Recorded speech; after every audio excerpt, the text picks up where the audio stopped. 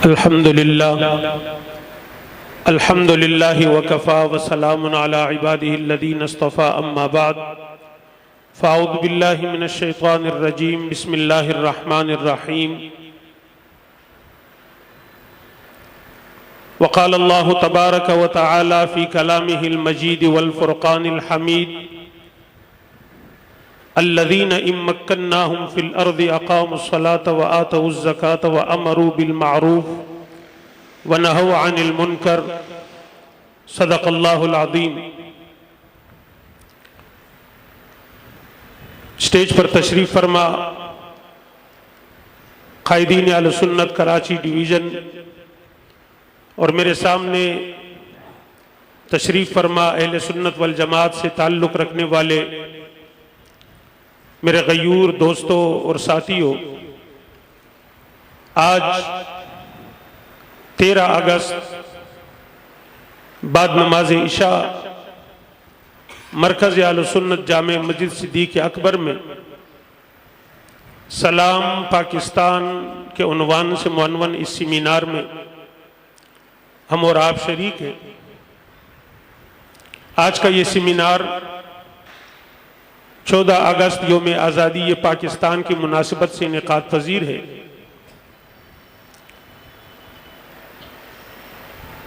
आप जानते हैं कि हर साल 14 अगस्त का दिन आता है और पूरा मुल्क और पूरी कौम जोश और जज्बे से यौम आज़ादी मनाती है और मुख्तलिफ मकामात पर यौम आज़ादी के तकरीबात हुआ करते हैं। 14 अगस्त 1947 मुताबिक 27 रमज़ानुल मुबारक पाकिस्तान के नाम से एक खूबसूरत मुल्क दुनिया के नक्शे पर नमूदार हुआ और इस मुल्क में बसने वाले हर फर्द के लिए यह जरूरी है कि अपने मुल्क की यौम आज़ादी में भरपूर हिस्सा मिलाए और यौम आज़ादी पर वो खुशी भी मनाए। और इसके साथ साथ हम चूंकि अल्हम्दुलिल्लाह अल्लाह के फजल व करम से मुसलमान हैं और इमामुल अंबिया जनाब मुहम्मदुर रसूलुल्लाह सल्लल्लाहु अलैहि वसल्लम के उम्मती है, मुसलमान के लिए जिंदगी के हर पहलू में सबसे पहले आकाए दो जहां इमामुल अंबिया जनाब मुहम्मदुर रसूलुल्लाह सल्लल्लाहु अलैहि वसल्लम की हयात मुबारका और आपकी सीरत तय्यबा को देखा जाता है कि इस मरहले में और इस मौका पर अल्लाह के रसूल सल्लल्लाहु अलैहि वसल्लम की तालीमात क्या है। और यकीनन हर मुसलमान अल्लाह के रसूल सल्लल्लाहु अलैहि वसल्लम की तालीमात की रोशनी में अपनी जिंदगी का गुजर बसर करता है। अपने वतन से और अपने जाए मौलूद से हर शख्स को मोहब्बत हुआ करता है और ये एक फितरी अमल है।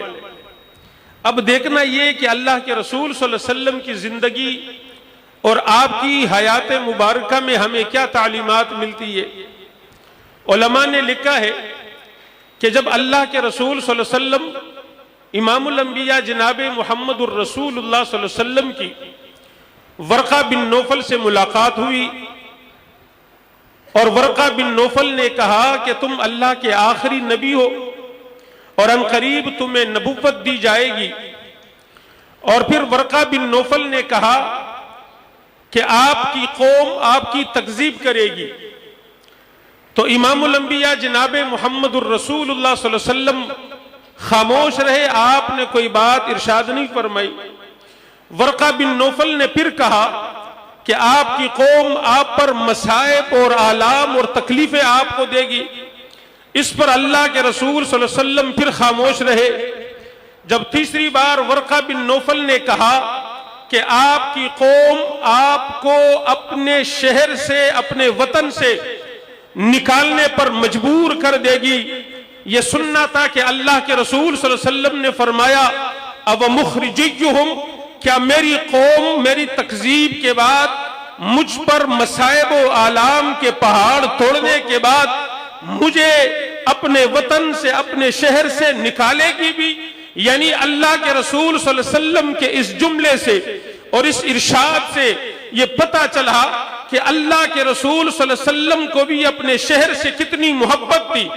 और फिर जब वो वक्त आया कि जब मक्का मुकरमा से हिजरत की, आपने हिजरत का इरादा फरमाया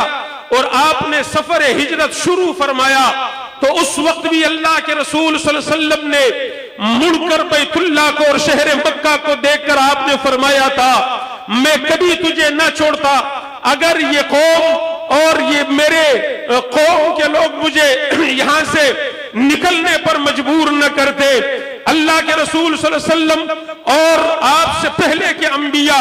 उनकी तालीमात और कुरान और हदीस के मुताले से पता चलता है कि अपने मादर वतन, अपने जाए मौलूद और अपने मुल्क से किस कदर मोहब्बत होती है, और ये एक फितरत का तकाजा है। और आप इस नजरिए को जहन में रखकर आप जरा सोचिए कि जब पाकिस्तान को हासिल करने की तहरीकें चली,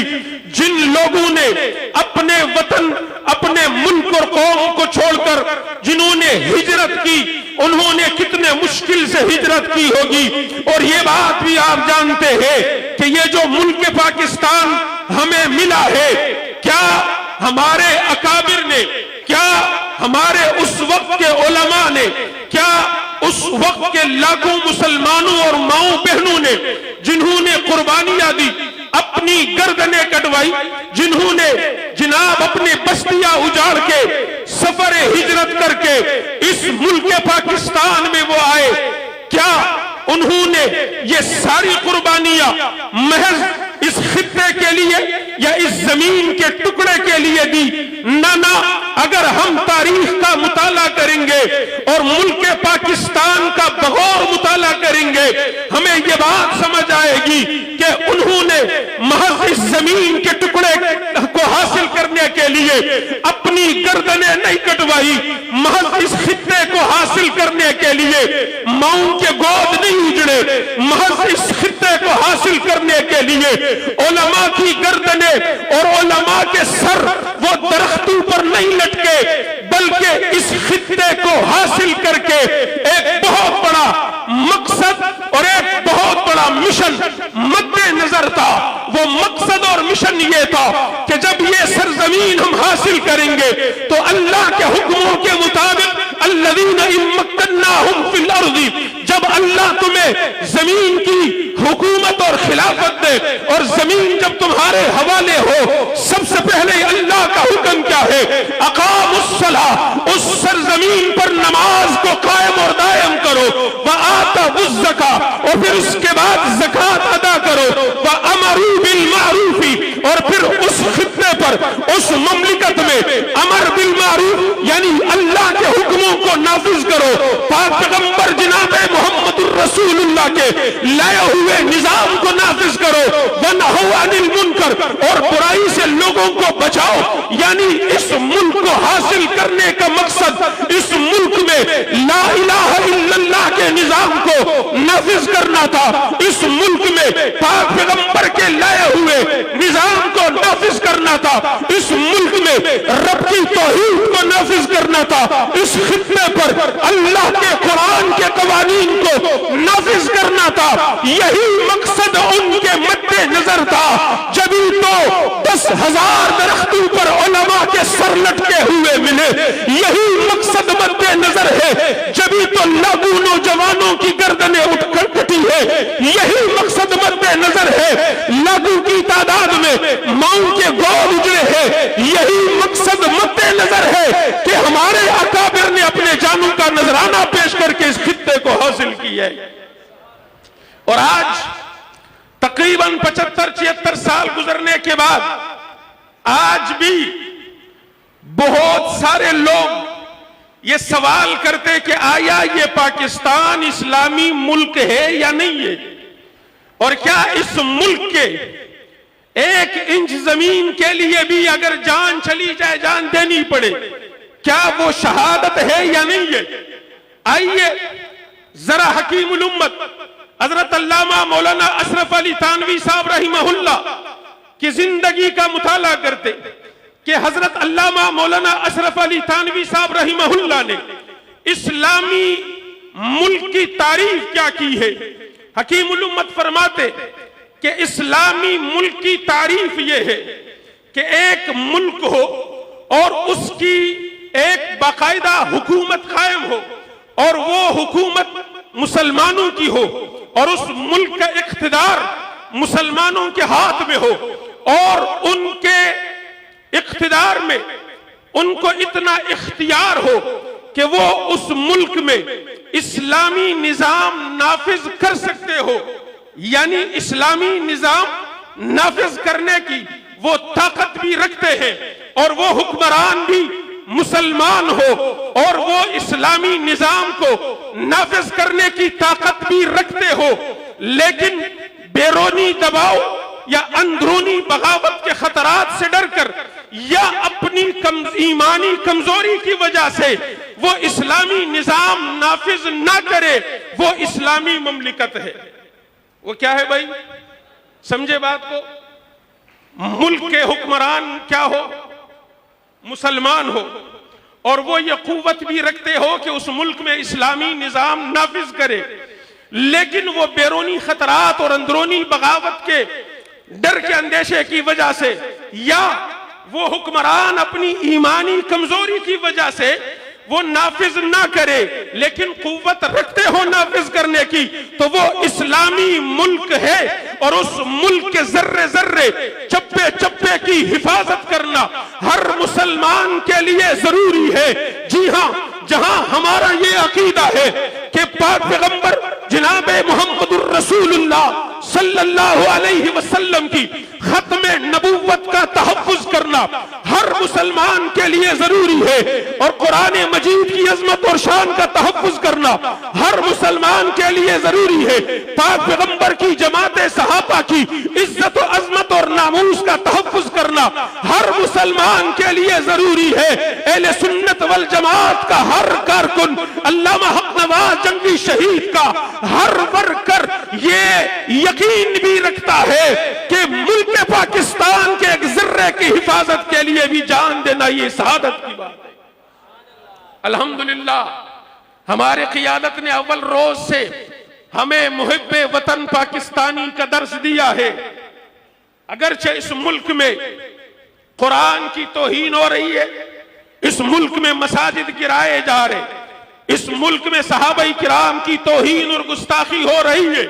लेकिन उसके बावजूद हम इस मुल्क को इस्लामी ममलिकत मानते हैं और इंशाअल्लाहुल अजीज जिस तरह हमारे कायदीन ने हमें मुहिब्बे वतन पाकिस्तानी होने का दर्स दिया है, हम ये अज़म करके आज इस मरकज से चले कि जिस तरह हमारे अकाबिर ने अपनी जानों का नजराना पेश करके इस मुल्क को हासिल किया था, हम अपने अकाबिर के नक्शे कदम पर चलते हुए और अपनी क़यादत की दी हुई पॉलिसी के मद्देनजर हम इस मुल्क की हिफाजत भी अपने जानों पर खेल कर करेंगे इंशाअल्लाह।